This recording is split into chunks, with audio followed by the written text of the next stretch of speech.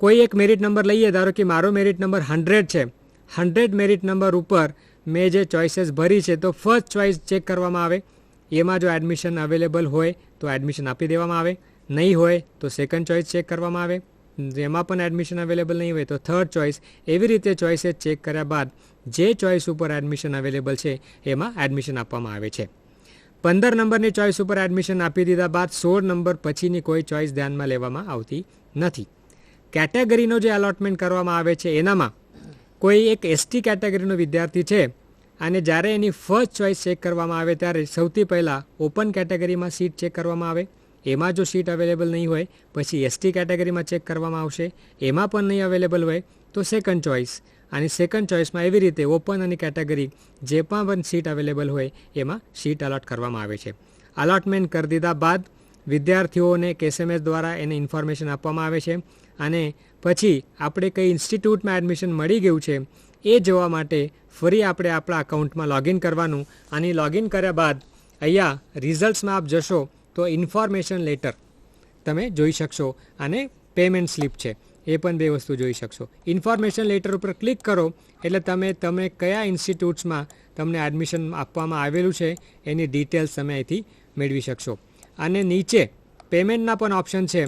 જો આપ online payment કરવા માગતા હોય તો ઓનલાઈન પેમેન્ટ કરી શકશો. Debit card, credit card, internet banking facility, 3 options available છે. યા તો બેંકના જે ડેઝિગ્નેટેડ બ્રાન્ચીસ છે બેંકની એમાં જઈને પેમેન્ટ કરવું હોય તો બેંક ચલન કાઢવાનું, એટલે પ્રિન્ટ બેંક ચલન કરશો તો ચલન પણ નીકળશે. ઇન્ફોર્મેશન લેટર પણ કાઢી શકો છો. આવી રીતે એક બેંક ચલનની પ્રિન્ટઆઉટ લેવાની, બેંકમાં જઈને ફીસ ભરવાની. હવે ફીસ કેટલી ભરવાની? જો વિદ્યાર્થીને ગવર્મેન્ટ એન્જિનિયરિંગ કોલેજમાં એડમિશન મળે એવા કિસ્સાઓમાં બોયઝ માટે 1500 રૂપીઝ ભરવાના છે, અને ગર્લ્સ હોય તો કોઈ ફીસ નથી, એટલે કોઈ ફી નહીં ભરવાની. અને સેલ્ફ ફાઇનાન્સ ઇન્સ્ટિટ્યૂટમાં જો એડમિશન મળે તો એવા કિસ્સામાં 20,000 રૂપિયા 20,000 રૂપીઝ ટોકન ટ્યુશન ફી તરીકે ભરવાના છે. એવું કે ફીનું ધોરણ સેલ્ફ ફાઇનાન્સ ઇન્સ્ટિટ્યૂટ્સનું 45,000થી લઈને 2 લાખ સુધી છે, એટલે ટોકન ફી તરીકે 20,000 રૂપિયા ભરવાના, અને એકવાર આપ પૈસા ભરી દો એટલે તમારું એડમિશન કન્ફર્મ થશે.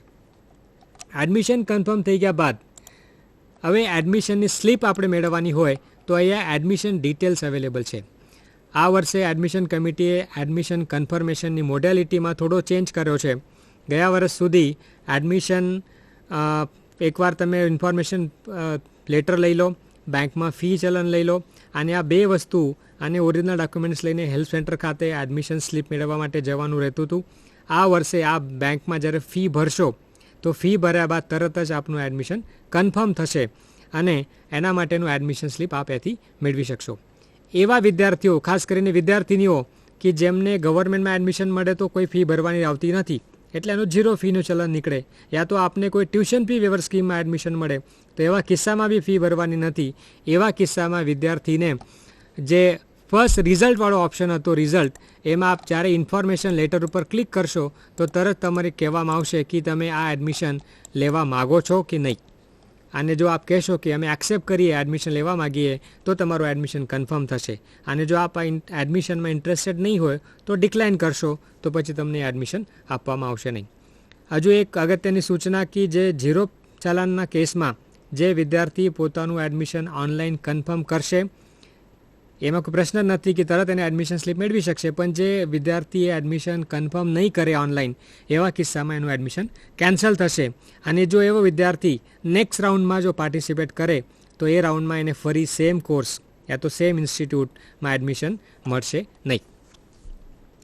એડમિશન જે સ્લીપ છે, એડમિશનની સ્લીપ, એ એડમિશનની સ્લીપ વિદ્યાર્થી અહીંયા પ્રિન્ટ રજિસ્ટ્રેશન ઓર એડમિશન સ્લીપ અહીંથી તમે ક્લિક કરશો એટલે તમને તરત જ એડમિશનની સ્લીપ એવી રીતે મળી જશે. અને આ એડમિશન સ્લીપ મળી જાય એટલે આપણું એડમિશન કન્ફર્મ ગણવાય.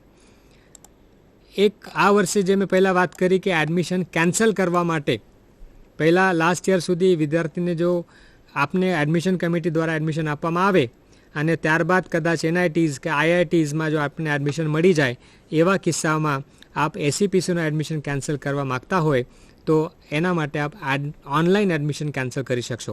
અહીં આપ જોવો છો કે એડમિશન કેન્સલેશનનો એક ઓપ્શન છે, એમાં આપ ક્લિક કરશો એટલે તરત જ એ પૂછશે કે આપ એ એડમિશન કેન્સલ કરવા માગો છો.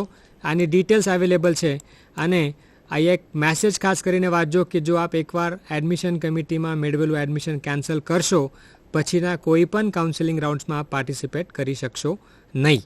અને જ્યારે પણ આપ સબમિટ કરો તો આપના જે રજિસ્ટર્ડ મોબાઈલ નંબર લેવામાં આવેલો હતો એ રજિસ્ટર્ડ મોબાઈલ નંબર ઉપર એક વન ટાઈમ પાસવર્ડ ઓટીપી મોકલવામાં આવશે અને એ ઓટીપી આપ એન્ટર કરીને સબમિટ કરો એટલે આપનું એડમિશન કેન્સલ થઈ જશે. કદાચ એવું બને કે ઓટીપી રિસીવ કરવામાં વાર થાય તો ફરી આપ રીસેન્ડ કરી શકશો અને એ ઓટીપી જે આવશે એ ઓટીપી ફક્ત 3 મિનિટ માટે જ વેલિડ હશે. એટલે આપણે જ્યારે બી કેન્સલેશન કરીએ તો મોબાઈલ જોડે રાખીને કરીએ તો તરત કરી શકશો, નહીં તો 3 મિનિટ પછી એ ઓટીપી એક્સપાયર થઈ જશે. એકવાર એડમિશન કેન્સલ કરી દીધા બાદ એડમિશનનું સ્લીપ પણ આપ મેળવી શકો છો. અમુક સંજોગોમાં એવું બને કે એડમિશન આજે આપણે કેન્સલ કરી દીધું પછી આપણે એક બે જણા જોડે ચર્ચા કરી અને એવું ખબર પડી કે આપણે એડમિશન ખોટું કેન્સલ કરી નાખ્યું છે. હવે આ એડમિશન મારે પાછું મેળવવું છે. પણ એમાં એક ખાસ ધ્યાન રાખજો, જે એડમિશનનો તબક્કો ચાલતો હશે એડમિશન કન્ફર્મેશનનો એ જે પણ પીરિયડ આપેલો હશે, સમયગાળો આપેલો હશે, એ સમયગાળા દરમિયાન જ એ એડમિશન આપ પાછું મેળવી શકશો. રીએડમિશનનો એક ઓપ્શન છે. રીએડમિશનમાં આપ ક્લિક કરશો, ફરી તમારા મોબાઈલ ઉપર એક ઓટીપી મોકલવામાં આવશે. એ ઓટીપી આપ એન્ટર કરશો એટલે તરત ફરી એ તમારે જૂનું એડમિશન છે તમને પાછો આપવામાં આવશે. અને આ જે કેન્સલેશન અને રીએડમિશનની જે પ્રક્રિયા છે એ આપ ફક્ત 2 વાર કરી શકશો, 2 થી વધારે વાર આપે કરી શકશો નહીં. એક એડમિશનનો તબક્કો એક રાઉન્ડ પૂરો થયા બાદ નેક્સ્ટ રાઉન્ડ જ્યારે પણ ડિક્લેર કરવામાં આવે ત્યારે, જેને જનરલી આપણે રીશફલિંગ કહીએ છીએ. હવે રીશફલિંગમાં પાર્ટિસિપેટ કરવા માટે શું કરવાનું રહેશે? જેમ ઉપર જે અલગ અલગ ઓપ્શન્સ અવેલેબલ હતા, રિઝલ્ટ છે, એડમિશન કન્ફર્મેશન છે, એવી રીતે એક રીશફલિંગ કરીને એક આઇકોન આવશે, એના ઉપર આપણે ક્લિક કરવાનું અને ક્લિક કર્યા બાદ તમને એક મેસેજ આપવામાં આવશે કે આપ નેક્સ્ટ રાઉન્ડમાં પાર્ટિસિપેટ કરવા માગો છો. એની સંમતિ, કન્સેન્ટ તમારે આપવાની રહેશે અને એ કન્સેન્ટ આપ આપો તો જ આપ નેક્સ્ટ રાઉન્ડમાં પાર્ટિસિપેટ કરી શકશો. ખાસ કરીને એવા વિદ્યાર્થી કે જેમને પહેલા રાઉન્ડમાં કોઈ પણ સીટ અલોટ કરવામાં આવી નહીં, એવા વિદ્યાર્થીઓ એવું માની નથી લેવાનું કે મને નેક્સ્ટ રાઉન્ડમાં કન્સિડર કરવામાં આવશે. જ્યાં સુધી આપ કન્સેન્ટ આપશો નહીં ત્યાં સુધી આપણે નેક્સ્ટ રાઉન્ડમાં કન્સિડર કરવામાં આવશે નહીં. અને એકવાર આપણે જ્યારે નેક્સ્ટ રાઉન્ડમાં પાર્ટિસિપેટ કરીએ તો નવા રાઉન્ડમાં, નેક્સ્ટ રાઉન્ડમાં, રીશફલિંગ રાઉન્ડમાં જો કોઈ નવું એડમિશન અલોટ કરવામાં આવશે તો જૂના રાઉન્ડનું એડમિશન ઓટોમેટિક કેન્સલ થઈ જશે. અને જો નવું એડમિશન અલોટ નહીં થાય તો જૂનું એડમિશન આપણું ચાલુ રહેશે. એ ખાસ ધ્યાન રાખજો. હવે ફીની વાત કરીએ તો પહેલા રાઉન્ડમાં જો આપણે એડમિશન સેલ્ફ ફાઇનાન્સ ઇન્સ્ટિટ્યૂટમાં મળેલું હતું અને નેક્સ્ટ રાઉન્ડમાં આપણે એડમિશન તબદીલ થઈને ગવર્મેન્ટમાં જો મળે તો એવા કિસ્સામાં ફરી નવેસરથી ફી ભરવાની નથી. 20,000 રૂપિયા આપણે ભર્યા છે, 1,500 રૂપિયા ભરવાના હતા, હવે ફરી ભરવાના નથી. આમાંથી 1,500 રૂપિયા કટ થાય અને જ્યારે એડમિશન કમિટીની સમગ્ર પ્રક્રિયા પૂર્ણ થઈ જાય ત્યારે તમારા જે રજિસ્ટર્ડ એડ્રેસ છે એ એડ્રેસ ઉપર રજિસ્ટર એડીથી વિદ્યાર્થીનું નામનો ડીડી ઘરે મોકલી આપવામાં આવે છે, જેના માટે આપણે કોઈ જગ્યાએ એન્ક્વાયરી કરવાની જરૂરત નથી, કોઈ એપ્લિકેશન આપવાની જરૂરત નથી. એવું કેસ પણ બને કે પહેલા રાઉન્ડમાં અમે આપને ગવર્મેન્ટ ઇન્સ્ટિટ્યૂટમાં એડમિશન મળેલું હતું, 1,500 રૂપીઝ આપણે પે કરી દીધા અને સેકન્ડ રાઉન્ડમાં જ્યારે જઈએ ત્યારે સેલ્ફ ફાઇનાન્સમાં એડમિશન મળે તો એવા કિસ્સામાં જે બેલેન્સ 18,500 રૂપીઝ છે એટલા જ આપણે ભરવાના રહેશે.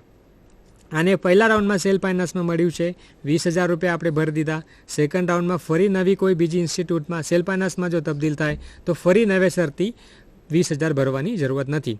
પછી અમે જે તે ઇન્સ્ટિટ્યૂટમાં અમાઉન્ટ જે છે એ ટ્રાન્સફર કરી દઈએ છીએ. એટલે આ એક ખાસ ધ્યાન રાખજો કે રીશફલિંગમાં પાર્ટિસિપેટ કરવા માટે કન્સેન્ટ આપવાની રહેશે. એના સિવાય જે અલગ અલગ ઓપ્શન છે, એક ઓપ્શનમાં છે કમ્પ્લેન્ટ વિષયનું છે. ઓનલાઈન કમ્પ્લેન્ટ આપને કોઈપણ પ્રકારની કમ્પ્લેન્ટ હોય તો તમે કમ્પ્લેન્ટ કરી શકશો. એક હિસ્ટ્રી કરીને ઓપ્શન છે.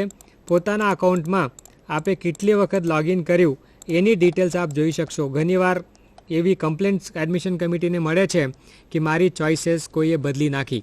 એટલે મેં પહેલાં જ આપને જે ઇમ્પોર્ટન્સમાં કીધેલું, વોર્નિંગ આપેલી કે આપણો પિન અને પાસવર્ડ કોઈને જોડે શેર નહીં કરવું.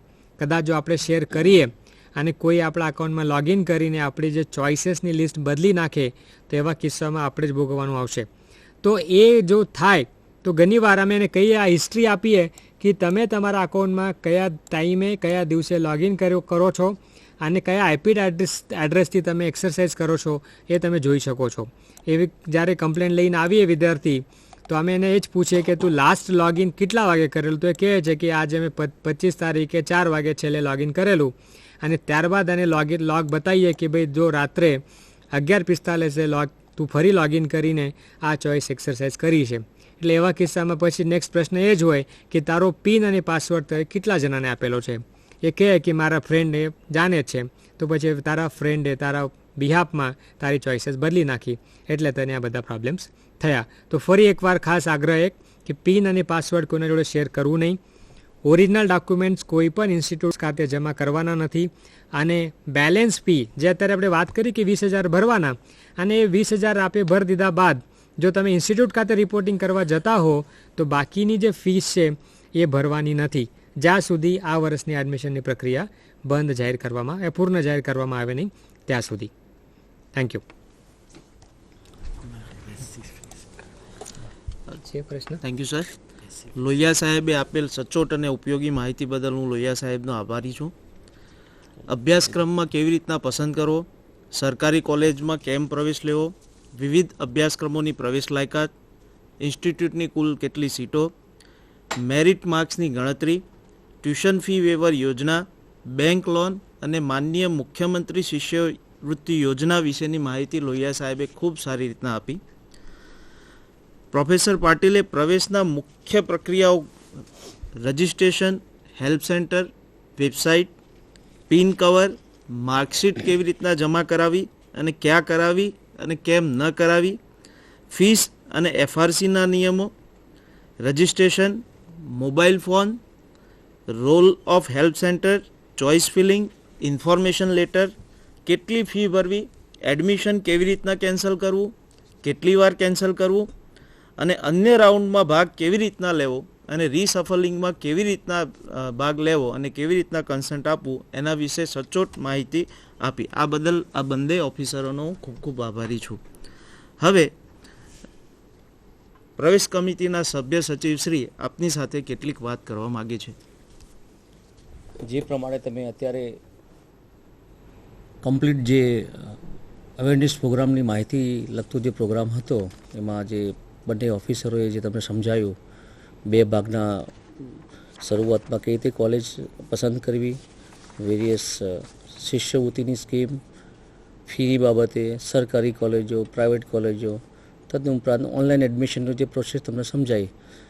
હવે આમાં ખાસ એ કહેવાનું છે કે જેમ ટ્યુશન ફી વેવર સ્કીમ છે એ પ્રમાણે એસસી ફી વેવર સ્કીમ છે, જેમાં શેડ્યુલ્ડ કાસ્ટના વિદ્યાર્થીઓ જેની આવક સરકારે નક્કી કરેલી છે તે મર્યાદામાં જો હશે તો તેમને કોઈ પણ ફી ભરવાની રહેતી નથી. એ ખાસ જાણવાનું છે બધાએ. શેડ્યુલ્ડ કાસ્ટના વિદ્યાર્થીઓએ એને એસસી ફ્રી સિપ કાર્ડ કહેવાય છે. એસસી ફ્રી સિપ કાર્ડ એમને મેળવવાનું હોય છે. એ સરકારના સમાજ કલ્યાણ ખાતા જે ડિપાર્ટમેન્ટ દ્વારા આપવામાં આવે છે, પણ ખાસ એ આવકની મર્યાદા એની છે. મારા ખ્યાલ પ્રમાણે આવકની મર્યાદા 2.5 લાખ રૂપિયા છે. 2.5 લાખથી ઓછી હોય તો એસસી ફ્રી કાર્ડ સિપ કાર્ડ માટે તે લાયક ઠરે છે, તેમાં તે ફી ભરવાની રહેતી નથી. હવે આજના જે અવેરનેસ પ્રોગ્રામ થયા, જે અત્યારે તમને જણાવ્યું એ માહિતી તમને આપી, એમાં ખાસ તમારે ધ્યાન રાખવાનું છે કે તમે તમારી પસંદગીની બ્રાન્ચ જ્યારે બી તમારે એડમિશનની ચોઇસ ફિલિંગ કરતા હોઈએ તો હાલમાં 119થી વધુ કોલેજો છે, ગવર્મેન્ટ કોલેજો અને એસએફઆઈ કોલેજો મળીને એન્જિનિયરિંગ કોલેજો છે. એ પ્રમાણે ફાર્મસી કોલેજો 70 છે, આર્કિટેક્ચર 24 કોલેજ છે, હોટલ મેનેજમેન્ટ કેટરિંગ ટેકનોલોજી 3 કોલેજો છે. હવે તમારે તમારી લાયકી પ્રમાણેની ચોઇસ ભરવી હોય તો આમાં કોઈ મર્યાદા નથી. ખાસ જોવાનું છે, તમને જણાવવાનું છે કે તમારે જેટલી ઈચ્છા પડે એટલી બધી ચોઇસ ભરી શકો છો, પણ ઘણીવાર બહુ ચોઇસ ભરવામાં તમે ગૂંચવાઈ જાઓ. એટલે હંમેશા છે ને, જ્યારે બી તમને જે શેડ્યુલ એકવાર ડિક્લેર થાય એડમિશન કમિટી દ્વારા અને પિન અને બુકલેટ મેળવી લો, ત્યારબાદ એનો પૂરેપૂરો અભ્યાસ કરો. અભ્યાસ કર્યા પછી તમે નક્કી કરો કે તમારે કઈ બ્રાન્ચમાં જવું છે. બ્રાન્ચ નક્કી કર્યા પછી તમારે કોઈ શહેરનું કંઈક ખાસ પસંદગી હોય કે મારે અમદાવાદની કોલેજમાં જવું છે કે રાજકોટ કે સુરત કે જે બી તમને લાયકી હોય, તમારું જે પણ અનુકૂળ હોય એ પ્રમાણે 2 વસ્તુ ખાસ ધ્યાન રાખવી. પહેલાં એનો પૂરેપૂરો સ્ટડી કરી લો, કઈ બ્રાન્ચ સારી છે તમારા માટે, તમારો ઇન્ટરેસ્ટ શેમાં છે, એ પ્રમાણે એનું એક કાચું કામ પહેલાં બધાની સાથે ડિસ્કસ કરીને એક બનાવી લો. એ બનાવ્યા પછી તમને ચોઇસ ફિલિંગમાં ઘણું સરળ રહેશે. નહીં તો શું છે કે કારણ કે અમર્યાદિત તમે ભરી શકો છો, 2000થી વધુ ચોઇસીસ છે એટલે એ ભરવામાં તમારે ઘણીવાર તમે અટવાઈ જશો અને તમને અનુકૂળ નહીં રહે, તમને તકલીફ પડશે. એટલા માટે પહેલાં પૂરેપૂરો સ્ટડી કરી લો, એક કાચું એક લિસ્ટ બનાવી લો કે મારે આ ટોપ 100 છે, બ્રાન્ચ છે કે કોલેજ છે કે જે બી છે, એ તમને જે પસંદગી હોય એ પ્રમાણે ભરીને તૈયાર રાખો કાગળમાં, અને પછી ચોઇસ ફિલિંગનું ચાલુ કરો. ચોઇસ ફિલિંગ ચાલુ કરો એની પહેલાં ખાસ આવા અવેરનેસ પ્રોગ્રામ હજુ પણ થવાના છે અલગ અલગ શહેરોમાં, જિલ્લા કક્ષાએ, તાલુકા કક્ષાએ. ઇવન રિઝલ્ટ ડિક્લેર કર્યા પછી બાયજેક દ્વારા પણ આ રીતે એક ફરીવાર એક રિલે કરવાનું અમારું આયોજન છે. તો એનો પણ પૂરેપૂરો લાભ લેજો, અને જેથી કરીને તમે જે લાઈન નક્કી કરો છો એ સાચી લાઈન છે, અને તમારા માટે એક કેરિયર આ બનાવવા માટેનું આ એક માધ્યમ છે. તો આ કેરિયર તમારું સારું બને અને સારા એન્જિનિયર તરીકે બહાર પડો, કે ફાર્માસિસ્ટ કે આર્કિટેક્ચર કે જે તમારી મનગમતી લાઈન હોય તે તમે લઈ શકો, એનું ખાસ ધ્યાન રાખજો. વધુમાં ખાસ એ તમને કહેવાનું છે કે ઘણા વિદ્યાર્થીઓ એડમિશનની જ્યારે જે બી કોલેજ મળે અને જે કોલેજમાં હાજર થવા જાય ત્યારે ઘણીવાર કોલેજવાળા સર્ટિફિકેટ માગી લેતા હોય છે ઓરિજિનલ, પણ તમારે એક પણ જગ્યાએ ઓરિજિનલ સર્ટિફિકેટ જમા કરાવવાના નથી. ફક્ત તમારે વેરિફિકેશન માટે માગે તો આપવાના રહે છે, વેરિફિકેશન કર્યા પછી મેળવી લેવાના રહે છે. કદાચ હેલ્થ સેન્ટર ખાતે ફક્ત હેલ્થ સેન્ટર ખાતે કદાચ એવી કોઈ જરૂર પડે તો જમા લઈ શકશે, પણ એની રિસિપ્ટ આપવામાં આવશે. અન્યથા તમારે ઓરિજિનલ સર્ટિફિકેટ કોઈ પણ કોલેજમાં જમા નથી કરાવવાના, એ તમને આજે આ માધ્યમ દ્વારા જણાવું છું. તેનું ખાસ બધાએ નોંધ લેવી. ઓરિજિનલ સર્ટિફિકેટ ક્યાંય પણ તમારે જમા કરાવ કોઈ પણ કોલેજમાં, ઇન્સ્ટિટ્યૂટ ખાતે જ્યાં તમને એડમિશન મળ્યું હોય ત્યાં જમા કરાવવાના રહેતા નથી. વધુમાં તમને ફી જે સરકારે નક્કી કરેલી છે, આપણી ફી રેગ્યુલેટરી કમિટી, એ ફીથી વધુ ફી પણ તમારે ક્યાંય પણ ભરવાની નથી, એનું ખાસ ધ્યાન રાખજો.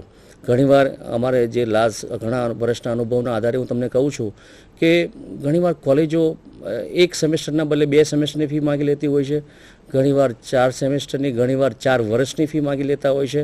અને એ વખતે જ્યારે એડમિશનની ગરજ હોય એટલે વિદ્યાર્થીને વાલી એ વખતે બધું આપી દે છે, અને પછી જ્યારે એડમિશન રદ કરવાનું થાય અથવા કોલેજ ટ્રાન્સફર કરવાનું થાય ત્યારે તેઓ ફરિયાદ કરવા માટે એસીપીસી અથવા એફઆરસી જે કમિટી છે, ફી રેગ્યુલેટરી કમિટી, ત્યાં જતા હોય છે, યુનિવર્સિટીમાં જતા હોય છે, અને ખોટું એક ભારણ થાય છે અનનેસેસરી. એટલા માટે એમને તમને ફરી જણાવું છું કે તમારે ઓરિજિનલ ડોક્યુમેન્ટ્સ એક પણ ઇન્સ્ટિટ્યૂટમાં આપવાના નથી. ફી જે નક્કી કરેલી છે એ ફીથી વધુ તમારે ફી ક્યાંય આપવાની નથી.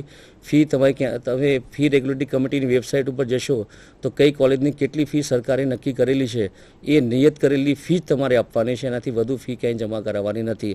બીજું ખાસ પાટીલ સાહેબે કીધેલું કે તમે એકવાર જે ફી ભરો છો, લેટ અસ સે ગવર્મેન્ટ કોલેજ માટે 1500 રૂપિયા અને એસએફએ કોલેજ માટે જે કંઈ